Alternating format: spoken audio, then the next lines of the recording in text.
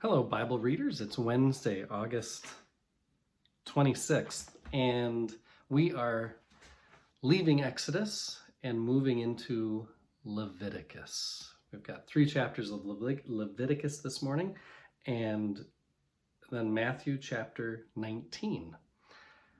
So when I was in confirmation as a 13-year-old, I wanted to read the whole Bible. And I remember at the beginning of confirmation, I got to Leviticus. This was the wall for 12 or 13-year-old Jason. And so my whole life, I've had this taste in my mouth that isn't so great for when you get into Leviticus and Numbers. And I felt myself going there again as we were leaving, well, what I consider the more plot-driven, I was going to say more interesting, the more plot-driven parts of Scripture, like Moses and going through the plagues, and then what happens to the Israelites as they're in the wilderness. As we were entering into that last part of Exodus and getting into Leviticus, I was like, oh boy, here we go.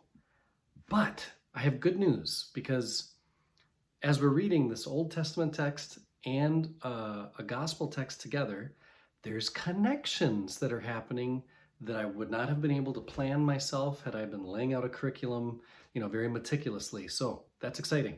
Let me say a couple words about Leviticus. First of all, as we look at the whole book, it made me think of the introduction in my Lutheran Study Bible. It talks about how the statutes and ordinances and laws that God gives to Moses have a clear purpose. Israel is commanded to maintain its identity as God's holy people. And when we get to chapter 20, verse 22, it says, throughout Israel's history, the threat is made that the land might become so polluted that it would vomit out God's people. That's chapter 20, verse 22, the Hebrew word for vomit. So if the Israelites are not living up to the holiness code that we'll see in the second half of Leviticus, the land will vomit them out. Israel has a history.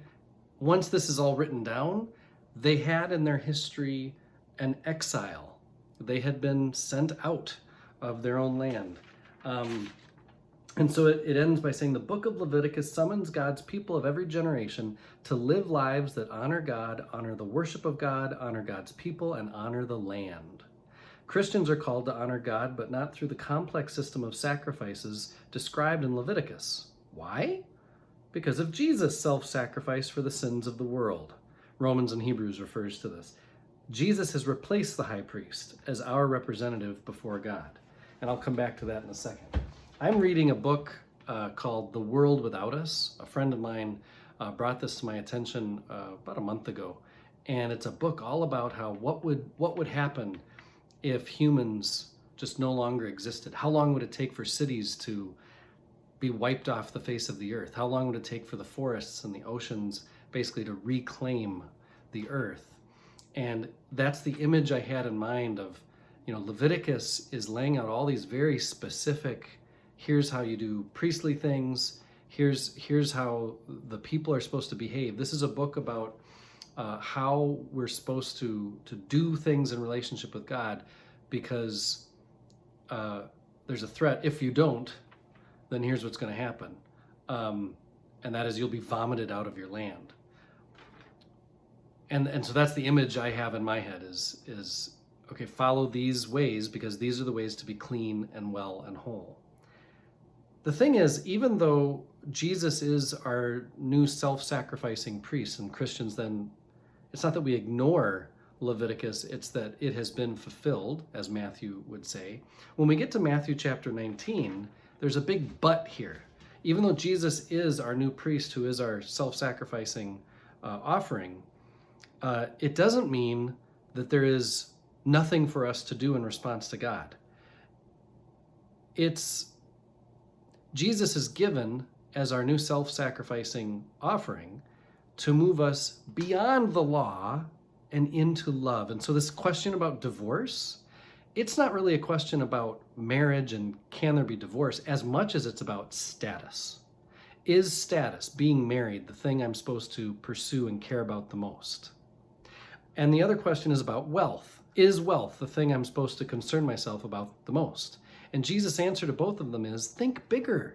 Think bigger than just having a marriage for the sake of status. Be married that the two shall become one. Go for it. Like, do in marriage what marriage is supposed to be, where two people become one and there is love. Like love unlike you can have in any other relationship that there is.